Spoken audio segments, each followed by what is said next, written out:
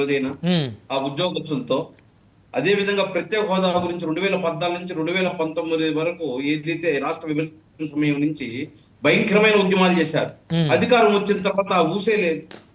అదే విధంగా అమ్మఒడి ఇంటిలో ఎంతమంది పిల్లలు ఉంటే ఇద్దరికి ఇస్తామని చెప్పి దాన్ని చేతులు ఎత్తేసారు.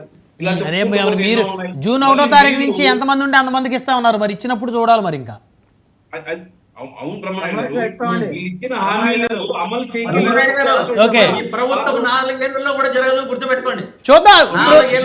శ్రీకాంత్ గారు తొందరపడద్దు. ఈ రోజు డేట్ 23. ఇంకొక వారం రోజుల తర్వాత జూన్ వచ్చేస్తుంది.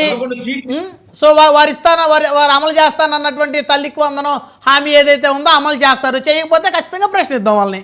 కంక్లూజన్ ఇచ్చేయండి వేణుగోపాల్ గారు.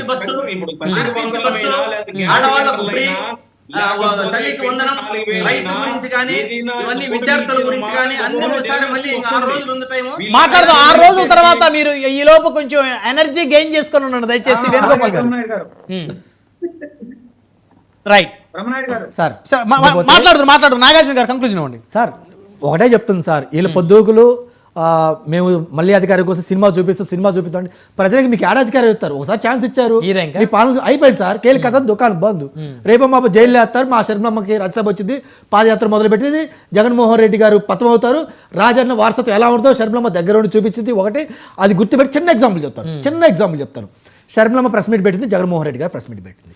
శర్మలమ్మ ఎక్కడన్నా సూపర్ 6 మాట్లాడిందా? మాట్లాడాలి. ఎందుకు మాట్లాడాలి నేను చెప్తాను సార్. ఎందుకు మాట్లాడాలంటే ఇంతకుముందు నారా చంద్రబాబు నాయుడు గారు ప్రెస్ మీట్ పెట్టినప్పుడు నేను సూపర్ 6 పలానా డేట్ని ఇస్తా అని చెప్పి 3 డేట్లు చెప్పారు. సూపర్ 6కి ఒకటి, బస్సు ఫ్రీ బస్కు ఒకటి, ఇంకో దానికి ఒక డేట్ చెప్పారు. నిజమైన రాజకీయ నాయకులు ఏం చేయాలంటే మీరు ఇందాకన్నట్టు అవి ఇస్తారు లేదని వెయిట్ చేసి పథకాలు రిలీజ్ చేసిన తర్వాత యాక్చువల్ లబ్ధిదారులు ఎంతమందికి ఇచ్చారు, ఎంతమందికి ఇవ్వలేదని మాట్లాడితే మెచ్యూర్ పాలిటిక్స్ అంటారు. అది ఒక నాయకుడు ఒక లీడర్ అంటారు. అంతేగాని నువ్వు లిక్కర్ దందా ఎందుకు చేసినావు, నాడసారా ఎందుకు చేసినావు, పక్క రాష్ట్రాల నుంచి ఒక బాటిలో తెచ్చుకోవచ్చు ఎందుకు ఆపిను ఈ అడుగుతుంటే లేదు మీరు సూపర్ సిక్స్ ఇవ్వనప్పుడు అడుగుతాం. అదే మెచ్యూర్డ్ పాలిటిక్స్ కి చిన్నపిల్లల పాలిటిక్స్ కి అదే డిఫరెన్స్. అది గుర్తుపెట్టుకోండి. మీరు అలా మాట్లాడితే తెలుగుదేశం కాంగ్రెస్ తప్పక ప్రశ్న చేస్తా. ఇదే శర్మలమ్మ స్టీల్ ప్లాంట్ అన్యాయం జరుగుతుంది ప్రశ్న చేస్తుంది. మరి జగన్మోహన్ రెడ్డి గారు ఎక్కడ మాట్లాడారా? ఇదే పోలవరం